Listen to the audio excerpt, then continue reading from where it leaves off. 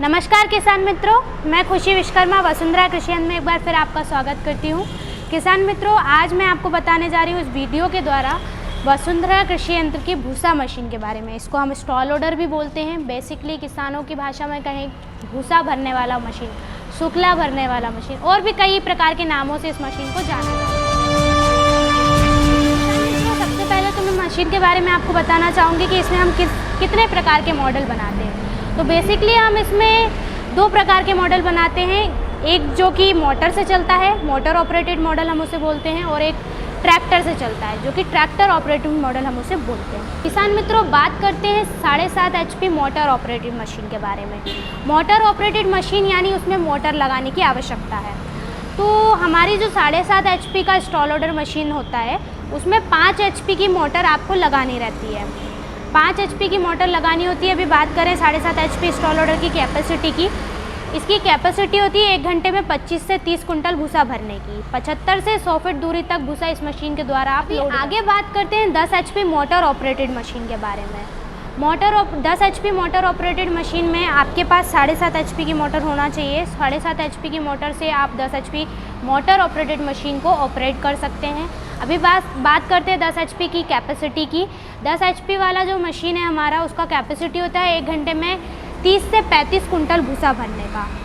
अभी इसकी खींचने फेंकने की क्षमता की हम बात करें तो 10 से 12 फीट से भूसा खींचता है। 100 से 125 फीट दूरी तक भूसा लोड करने की इसकी कैपेसिटी होती है। अभी मैं बताना चाहूँगी ट्रैक्टर ऑपरेटेड 10 HP मशीन की कैपेसिटी के बारे में। 10 HP मशीन का कैपेसिटी भी मोटर ऑपरेटेड की तरह सेम ही होता है। 30 से 35 कुंटल भूसा 1 घंटे में इजीली लोड करता है। और कैपेसिटी फेंकने भरने की मैं बताना चाहूँगी कि 10 से 12 फीट से भूसे को खींचता है। 100 से 125 फीट दूरी तक भूसा लोड करता है। अभी बात करते हैं 15 HP मशीन की। जैसे कि आप देख पा रहे होंगे, ये जो हमारा सामने मॉडल रखा हुआ है जिसकी हम वीडियो बना रहे हैं इस वक्त, ये 15 HP मॉडल है। सबसे बड़ा टॉप का मॉडल हमारा यही होता है। अभी बात करते हैं 15 HP मशीन की कैपेसिटी की। 15 HP मशीन सबसे बिग मॉडल होता है स्टॉल लोडर में हमारी कंपनी में। इसकी कैपेसिटी होती है 1 घंटे में 35 से 40 कुंटल भूसा भरने की। 35 से 40 कुंटल भूसा, 45 कुंटल भूसा आप इस मशीन से ईजिली भर सकते हैं। अभी इसकी खींचने फेंकने की क्षमता की बात करें तो 10 से 12 फीट से भूसे को खींचता है। 100 से 150 फीट दूरी तक भूसा इस मशीन के द्वारा लोड किया जा सकता है। कई किसानों का सवाल होता है कि मैडम हमें दूसरी मंजिल पे, तीसरी मंजिल पे गोडाउन में हमें भूसा लोड करना है, तो क्या आपकी मशीन ऊपर भूसा लोड कर देगी? तो बेशक हमारी मशीन ऊंचाई पे भी भूसा लोड करती है। अगर आपको ऊंचाई पे भूसा लोड करना है तो पाइप को सीढ़ीनुमा आकार में रख करके 45 डिग्री एंगल पे सेट करके रखना होगा ताकि भूसा 30 फीट ऊंचाई तक लोड हो सके। जी हाँ, हमारी मशीन 30 फीट ऊंचाई तक भूसा लोड कर। भाइयों, मैंने अभी आपको हमारी कंपनी में बनाए जाने वाले सभी प्रकार के स्टॉल लोडर के जितने भी मॉडल है सभी की जानकारी अभी दी है। उनकी कैपेसिटी बताई है, उनका लोड करने की क्षमता बताई है। अभी आगे हम बात करते हैं कि भूसा मशीन में हम किस किस प्रकार का भूसा लोड कर सकते हैं। देखिए, सभी प्रकार का भूसा इस मशीन के द्वारा आप इजीली लोड कर सकते हैं।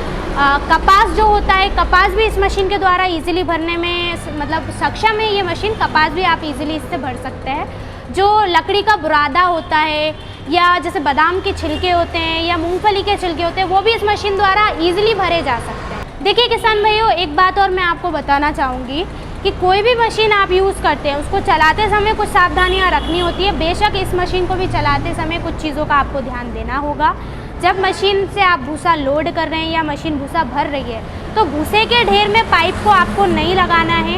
एक व्यक्ति वहाँ पे परमानेंट आपका होना चाहिए ताकि भूसे के ढेर में जो पाइप आपने रखा है उसमें 20% हवा जा सके और 80% भूसा जा सके। उससे क्या होगा कि मशीन अच्छी तरीके से वैक्यूम क्रिएट कर पाएगी और अच्छी तरीके से आपको भूसा भर करके देगी, है ना। उसकी कैपेसिटी बढ़िया रहेगी।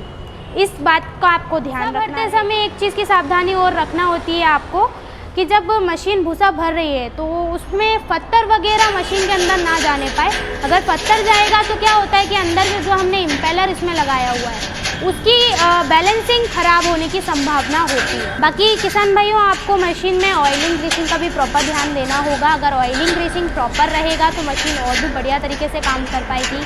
और भी तेज़ी से भूसा लोड कर। किसान भाइयों, अभी मैं आपको बताना चाहूँगी मशीन के कुछ एक्स्ट्रा एडिशनल पार्ट्स के बारे में। मार्केट में कई बार किसानों का सवाल होता है कि मैडम मार्केट में जो मशीन आ रही है वो नॉर्मली सिंगल पुली सिंगल बेल्ट में आ रही है, आपने डबल पुली डबल बेल्ट क्यों लगाया हुआ? तो उसका भी मैं आपको वो बताना चाहूँगी कि हमने डबल पुली डबल बेल्ट अटैचमेंट क्यों लगाया हुआ है। नॉर्मली क्या होता है, जब हम मशीन को चलाते हैं तो डीजल खपत काफ़ी ज़्यादा होती है सिंगल पुली सिंगल बेल्ट मशीन में।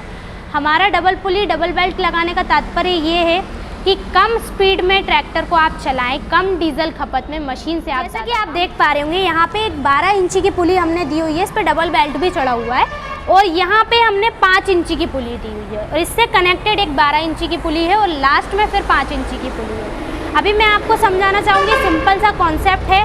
जब ये 12 इंची की पुली एक राउंड घूमेगी तो 5 इंची को आप 2.5 चक्कर घुमाएंगे, फिर जो इससे एडिट 12 इंची की पुली वो भी 2.5 चक्कर घूमेगी और उसकी अपोजिट में जो 5 इंची की जो हमारी लास्ट वाली पुली है वो उससे दुगना घूमेगी। तो इस प्रकार ट्रैक्टर कम स्पीड में मशीन को ज़्यादा आरपीएम घुमाएगा।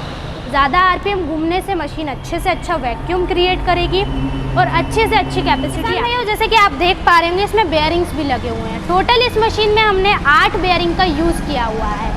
अभी आगे की तरफ 4 बेयरिंग आप देख पा रहे होंगे, बाकी के जो हमने 4 बेयरिंग लगाए हुए हैं वो पेडिस्टल से कवर्ड करके लगाए हुए हैं। एक्स्ट्रा सपोर्ट बेयरिंग को मिल सके इसलिए हमने इसे पेडिस्टल से कवर्ड किया। किसान भाइयों का सवाल होता है कि मैडम मार्केट में जो मशीनें आ रही हैं वो इतनी सस्ती आ रही हैं, आपकी मशीन इतनी महंगी क्यों है? तो मैं उन किसान भाइयों को बताना चाहूँगी कि सर मार्केट में जो मशीन आप खरीदने जाते हैं वो पंखे सिस्टम पे बेस्ड मशीन होती है। हमारी मशीन में हमने कहीं भी पंखे सिस्टम का यूज़ किया ही नहीं है। हमारी मशीन में हमने इम्पेलर सिस्टम का यूज़ किया हुआ है जो कि काफ़ी हैवी ड्यूटी होता है। डायनेमिक बैलेंसिंग के साथ हम उसे बनाते हैं। पंखी सिस्टम के मुताबिक इम्पेलर सिस्टम में काफ़ी कम परेशानी देखने को मिलती है। पंखी सिस्टम में क्या होता है, नॉर्मली अगर जैसे पत्थर वगैरह अंदर चला जाता है तो पंखी टूट जाती है, बार बार वेल्डिंग करवाना पड़ता है, उसका खर्चा भी काफ़ी ज़्यादा आता है।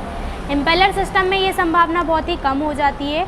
अगर बाई चांस पत्थर जाता भी है तो सिर्फ इम्पेलर की बैलेंसिंग आपको सही करानी होती है। बैलेंसिंग आप सही कराइए, दोबारा उसी इम्पेलर को उसमें लगा करके मशीन को रीयूज़ किया जाए। मित्रों, बहुत बहुत धन्यवाद आपका इस यूट्यूब वीडियो में जुड़े रहने के लिए। मेरा आपसे अनुरोध है कि मेरे यूट्यूब चैनल को सब्सक्राइब करें, लाइक शेयर कमेंट करना ना भूलें। और भी मशीन से संबंधित कोई जानकारी आपको लग रही है तो आप स्क्रीन पे दिए गए नंबर पर संपर्क ज़रूर करें। जुड़े रहिएगा हमारे साथ, ये आपके फ़ायदे की बात है।